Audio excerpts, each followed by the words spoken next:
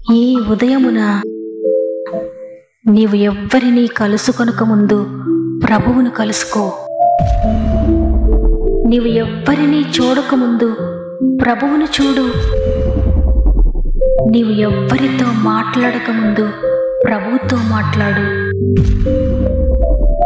నీవు దేనిని వెదకకముందు ఆయన రాజ్యమును, నీతిని వెదకు.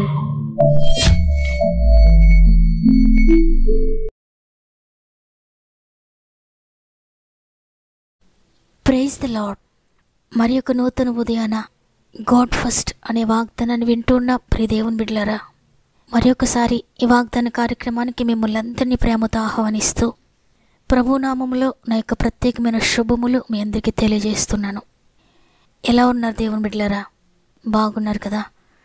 నిజంగా ఉదయకాలమే మనం దేవునితో సహవాసం చేయడానికి, ఆయనతో గడపడానికి గొప్ప భాగ్యాన్ని మనకి ఇస్తూ ఉన్నారు. ప్రతిరోజు ఉదయం లేవగానే ఏ భారం కలిగి ఉన్నా, మన బాధలు, మన బాధ్యతలు ఈ లోకంలో ఎవరితో చెప్పుకున్నా ఎవరు మనకు సహాయం చేయలేరు. కానీ ఆయనకు మన బాధ చెప్పుకొని ఆయనపై మన భారాన్ని వేసి ఆయనను స్తుతిస్తూ ఉన్నప్పుడు తప్పకుండా ఆయన మనపై కృప చూపిస్తాడు, మన పక్షంగా కార్యం చేస్తాడు. కాబట్టి ఉదయాన నీ పక్షంగా ఎవరు లేకపోయినా దేవుడు నీ పక్షంగా ఉన్నాడు. ఆయనను బట్టి ధైర్యం తెచ్చుకోండి. మీలో ఇంకెవరికైనా ప్రార్థన అవసరతలుంటే తప్పకుండా నాకు తెలియచేయండి. వాక్యం చివరిలో మనందరం కలిసి ప్రార్థన చేద్దాం. మీరు ఏ పరిస్థితిలో ఉన్న ప్రార్థనలు ఏకీభవించండి. దేవుడు మిమ్మల్ని దర్శిస్తాడు, మీకు గొప్ప శాంతిని అనుగ్రహిస్తాడు. సమస్త మహిమ, ఘనత, ప్రభావములు దేవునికి చెల్లునుగాక. ఈరోజు ప్రభు మనకు అనుగ్రహిస్తున్న శ్రేష్టమైన వాగ్దానం నిర్గమకాండము 32వ అధ్యాయము 34వ వచనము. ఇదిగో నా దూత నీకు ముందుగా వెళ్ళును. ఆమేన్. ఈరోజు ఈ మాటలు వింటున్న ప్రియ సహోదరి, ప్రియ సహోదరుడా, ఈరోజు మీరు ఎక్కడికి వెళ్తూ ఉన్నా, నేను ఒంటరిగా వెళుతున్నాను, ఈ కార్యం జరుగుతుందో లేదో, నా పక్షంగా మాట్లాడేవారు ఎవరూ లేరు, ఎవరైనా నా ప్రక్కన ఉంటే బాగుండును, ఎవరైనా నాకు తోడుగా ఉంటే బాగుండును, నాకు సహాయకులుగా ఎవరైనా ఉంటే బాగుండు అనుకుంటున్నారేమో. భయపడొద్దు. దేవుడు ఈరోజు మీకు తెలియజేస్తున్నారు, నా దూత నీకు ముందుగా వెళుతుంది. నీవు ఒక్కడ వెళ్ళట్లేదు, ఒక్కదాను వెళ్ళడం లేదు, నా దూతలు నీకు తోడుగా వస్తున్నారని. నిజమే. ఆయన నమ్ముకున్న వారి జీవితంలో ఎవరైనా ఒంటరితనాన్ని అనుభవిస్తూ ఉంటే, ఒంటరిగా శ్రమల కొలిములోకి వెళ్ళిపోతూ ఉంటే తప్పకుండా దేవుడు తన దూతను ముందుగా పంపిస్తాడు. బైబిల్ గ్రంథంలో అనేక సందర్భాల్లో మనం చూచాం. షడ్రక్, మేషక్, అబేద్నెగోలో దేవుని నమ్ముకొని ఆయన ఏమి చేసినా పర్వాలేదు, ఆయన మమ్మల్ని బ్రతికిస్తే మేము బ్రతుకుతాం, ఆయన రక్షించడానికి సమర్థుడు, ఒకవేళ రక్షించకపోయినా పర్వాలేదని గొప్ప నిరీక్షణ, విశ్వాసంతో కూడా మాటలు మాట్లాడారు. ఒంటరిగా అగ్నిగుండంలోనికి వెళ్ళిపోవడానికి సిద్ధపడిపోయారు, చనిపోవడానికి సిద్ధపడిపోయారు. అయితే ఆయన నమ్మిన వారిని దేవుడు చనిపోనివ్వడు, ఒంటరిగా విడిచిపెట్టడు. వారికంటే ముందుగా ఆ అగ్నిగుండంలోనికి తన దూతల్ని పంపించాడు దేవుడు. ధైర్యంగా అగ్నిగుండంలో దూకేశారు. అగ్నిగుండంలోనికి వెళ్ళిన తర్వాత తెలిసింది వారికి, మేము ఒంటరిగా లేము, నా దేవుడు తన దూతలు మా కొరకు పంపించారని.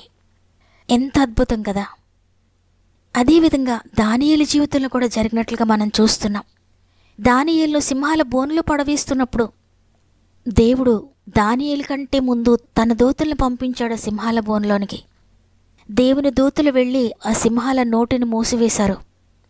షడ్రక్, మేషక్, అబేద్నెగోల కొరకు అగ్నిగుండం ఏ విధంగా వారు వెళ్ళకముందే చల్లగా అయిపోయిందో, అదేవిధంగా దానియేలు వెళ్ళకముందే సింహాల బోనులో అంతా సిద్ధమైపోయింది. అయితే దానియేలుకి అంతవరకు తెలియదు. ప్రభు మీద నమ్మిక ఉంచాడు.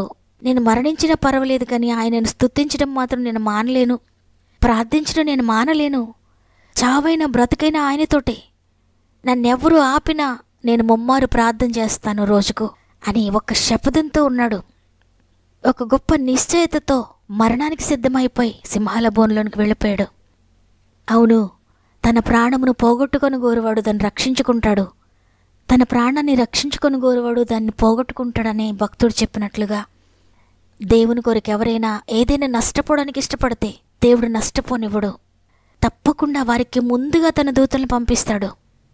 వారికి ముందుగా దూతలు వెళ్ళి వారి కొరకు అన్నీ సిద్ధపరుస్తారంట. ఎంత అద్భుతకరమైన దేవుడు మనం నమ్మిన దేవుడు. ఈరోజు ఈ మాటలు వింటున్న మీరు ఇక భయపడాల్సిన అవసరం లేదు. ప్రియ సహోదరి, ప్రియ సహోదరుడా, ఈరోజు ఎక్కడికి వెళ్ళాలని, ఏ పని కొరకు వెళ్ళాలని, ఏ ప్రయత్నం చేయాలని, ఏ పని ప్రారంభించాలని, ఎగ్జామ్కి వెళ్తూ ఉన్నా, చదువు కొరకు వెళ్తూ ఉన్నా, ఉద్యోగం కొరకు వెళ్తూ ఉన్నా, వ్యాపారం కొరకు వెళ్తూ ఉన్నా, ఆర్థిక పరిస్థితుల కొరకు వెళ్తూ ఉన్నా, వివాహ ప్రయత్నానికి వెళ్తూ ఉన్నా, ఒకవేళ హాస్పిటల్కి వెళ్తూ ఉన్నా, ఒకవేళ ఏదైనా మాట కొరకు వెళ్తూ ఉన్నా, భయపడకుండా ధైర్యం తెచ్చుకొని ముందుకు వెళ్ళండి. దేవుడు మీకు తోడుగా ఉంటాడు. ఆయన దూతను నీకు ముందుగా పంపిస్తున్నాడు. నీవు వెళ్ళక ముందే నీ కొరకు అక్కడ నీ కూడా సిద్ధపరుస్తున్నాడు దేవుడు. అయితే నీవు చేయాల్సింది దానియేలు వలె దేవుని చిత్తాన్ని జరిగించడానికి మరణమైనా పర్వాలేదు, నేను ఆయన చిత్తాన్ని దాటను, ఆయన ఆజ్ఞను మీరను, ఆయన కొరకు నమ్మకంగా జీవించడానికి మరణమైన ఎదుర్కొంటాను నేను అని ఆయన కొరకు నీవు నమ్మకంగా జీవిస్తూ ఉన్నట్లయితే ఇక దేనిని గురించి నువ్వు ఆలోచించక్కర్లేదు, ఇక దేనిని గురించి నువ్వు భయపడక్కర్లేదు. నీ గురించి ఆలోచించడానికి ప్రభు ఉన్నాడు. మహోన్నతుడైన దేవుని నీవు ఆశ్రయిస్తే ఆయన నీకు ఆశ్రయంగా ఉంటాడు. వేటకాని ఊరిలో నిన్ను ఆయన పడవేయడు. చూడండి 91వ కీర్తన 11, 12 వచనాలు చూస్తే, నీ మార్గములన్నిటిలో నిన్ను కాపాడుటకు ఆయన నిన్ను గూర్చి తన దూతలకు ఆజ్ఞాపించును. నీ పాదములకు రాయి తగులకుండా వారు నిన్ను తమ చేతుల మీద ఎత్తి పట్టుకొందురు. ఆయనను ఆశ్రయించి ఆయనను ప్రేమిస్తున్న వారి జీవితాల్లో వారి పాదములకు కూడా రాయి తగులినవాడు ఆయన. తన దూతలకు ఆజ్ఞాపిస్తాడు, నా బిడ్డను పట్టుకోండి అని. వారు నీ పాదములకు కూడా రాయి తగులకుండా తమ చేతుల మీద ఎత్తి పట్టుకుంటారు. నిజంగా ఈరోజు నువ్వెంతో అదృష్టవంతుడో ప్రియ సహోదరుడా, నువ్వెంతో అదృష్టవంతురాలవు ప్రియ సహోదరి. ఎందుకంటే మనుషుల సహాయం నీకు లేకపోవచ్చు, మనుషుల తోడు నీకు లేకపోవచ్చు, గొప్పవారి సహాయం నీకు లేకపోవచ్చు, పెద్దవారి తోడు నీకు లేకపోవచ్చు, కానీ సృష్టికర్త నీకు తోడుగా ఉన్నాడు.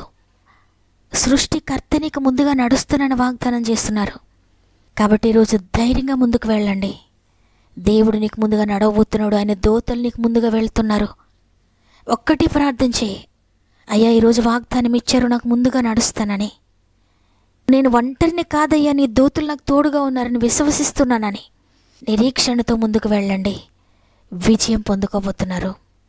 నేను ఈ వాగ్దానాన్ని నమ్ముతున్నానన్నవారు మీకు అనుకూలమైతే 1 నిమిషం నాతో మోకరిస్తారా? ప్రేమగల తండ్రి, నీకు వందనాలు. నీ కృపను బట్టి మరి ఒక దినమును చూడడానికి మాకు సహాయం చేశారు. ఈరోజు ఎంతమంది అయితే కన్నీరు కారుస్తూ ఉన్నారో, ఎంతమంది నేను ఒంటరినని బాధపడుతూ ఉన్నారో తండ్రి, ప్రతి ఒక్కరిని కూడా మీరు చూస్తున్నారు. ఎవరు దుఃఖపడాల్సిన అవసరం లేదు, నేను మీకు తోడుగా ఉన్నాను, నా దూతలను మీకు ముందుగా పంపిస్తున్నానని వాగ్దానం చేశారు. ఇంత అద్భుతకరమైన వాక్కును మాకు సెలవిచ్చారయ్యా. ఇక ఎవరు దిగులు పడాల్సిన అవసరం లేదు, ఇక ఎవ్వరూ కూడా నాకు సహాయకులు లేరని చింతపడవలసిన అవసరం లేదు. గాఢాంధకారపు లోయలోకి వెళ్ళిపోయినా మీరు తోడుగా ఉంటారు. ఆ కోరు లోయ లాంటి సమస్యల్లోకి వెళ్ళిపోయినా మీరు తోడుగా ఉంటారు. నైనా ఈరోజు ప్రతి ఒక్కొక్కరిని కూడా నీ చేతులకు అప్పగిస్తున్నాను.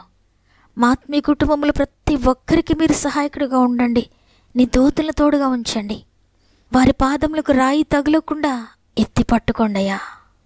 పరిశుద్ధాత్మ దేవాన్ని నా ఆహ్వానించుకుంటున్నానయ్యా. ఎక్కడ 2-3 నా నామమును కూడి ఉంటారో అక్కడ నేను ఉంటానని వాగ్దానం చేశారు. ఈరోజు మా మధ్యలో ఉన్నారని, మా మధ్యలో అద్భుతాలు జరిగిస్తున్నారని నమ్ముతున్నాను.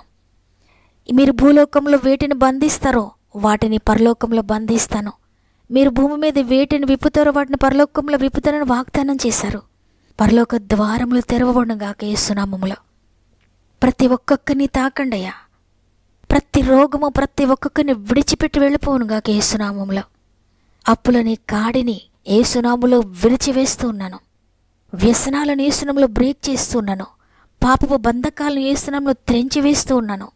ఎక్కడైతే ధనాన్ని పోగొట్టుకున్నారో అక్కడే తిరిగి వారిని లేవనెత్తండయ్యా. తిరిగి రెస్టోర్ చేయండి.